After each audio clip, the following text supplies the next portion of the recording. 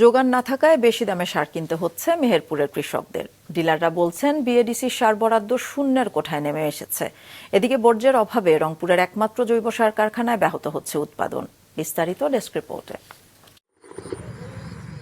মেহেরপুর সদর ও গাংনী উপজেলার বিভিন্ন এলাকা জুড়ে হয় করলা, চিচিঙ্গা, লাউ, শসা, পেঁয়াজ, ধান, পাট সহ কাঁচামরিচের আবাদ।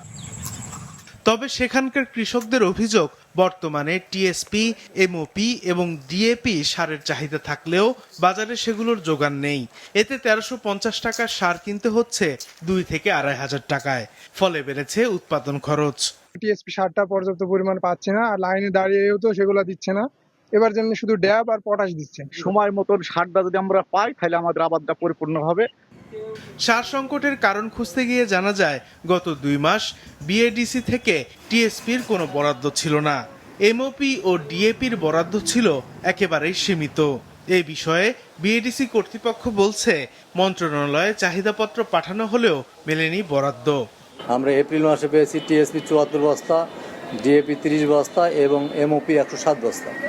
মে মাসে কোনো টিএসপি পাইনি এবং জুনেও কোনো টিএসপি পাইনি। এটা আমাদের কোনো বিষয় না, মন্ত্রণালয় থেকেই কে কতটুকু সরবরাহ করবে এটা নির্ধারণ করে দেয় মন্ত্রণালয় থেকে, কোন জেলার এগেনস্টে কতটুকু সরবরাহ হবে। এদিকে রংপুরে বর্জ্য থেকে জৈব সার উৎপাদনের লক্ষ্যে ২০১৬ সালে প্রায় ২.৫ কোটি টাকা ব্যয়ে নির্মিত জৈব সার উৎপাদন কেন্দ্র থেকে কোনো সুফল পাচ্ছেন না কৃষকরা। সিটি কর্পোরেশনের অব্যবস্থাপনার কারণে ধুঁকছে কেন্দ্রটি। সিটি কর্পোরেশনের প্রশাসক বলছেন, বিষয়টি গুরুত্ব দিয়ে দেখা হচ্ছে। এখানে রাষ্ট্রের অর্থের অপচয় করে যে জৈব সার উৎপাদন কেন্দ্রটি গড়ে তোলা হয়েছে, আমরা দেখছি যে শুধুমাত্র সংশ্লিষ্ট কর্তৃপক্ষের উদাসীনতা এবং নির্লিপ্ততার কারণে সেখানে উৎপাদন ব্যাহত রয়েছে। তবে ব্রাহ্মণবাড়িয়ার নবীনগরের বিভিন্ন এলাকায় বাণিজ্যিকভাবে উৎপাদন হচ্ছে জৈব সার। সেখানে ট্রাইকো কম্পোস্ট ও ভার্মি কম্পোস্ট নামে ২ ধরনের জৈব সার উৎপাদিত হচ্ছে। কৃষি বিভাগ বলছে, এই উপজেলায় ১,০০০ টন জৈব সার বাণিজ্যিকভাবে উৎপাদিত হচ্ছে, যার বাজার মূল্য প্রায় ১ কোটি টাকা।